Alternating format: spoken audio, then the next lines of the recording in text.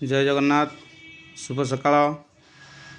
आज जनवरी 12 तारिख स्वामी विवेकानंद जयंती स्थानीय सरस्वती शिशु विद्या मंदिर कॉलेज छकठारे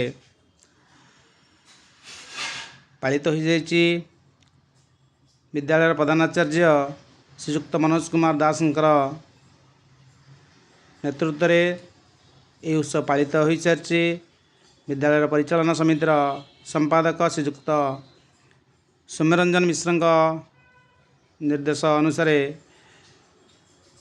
श्रीयुक्त दास प्रदीप प्रज्वलन करी विवेकानंद महान व्यक्तित्व विषय आलोकपात करते। वरिष्ठ आचार्य श्रीयुक्त रामचंद्र साहू मध्य विवेकानंद उपर किसी कथा रखिते। से भली विवेकानंद प्रतिमूर्ति विद्यालय स्थापित होता प्रतिमूर्ति उपर माल्यार्पण करा जायथिला। मंच परिचालना करथिले वरिष्ठ आचार्य श्रीमती रश्मिराणी षडंगी। ए अवसर मध्य किछि घोष वाद्य सहित पथ संचलन कर व्यवस्था करा जायथिला।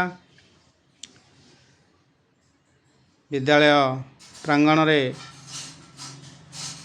शिशु माननकु विवेकानंद विषय रे किछि कहा जायथिला। धन्यवाद।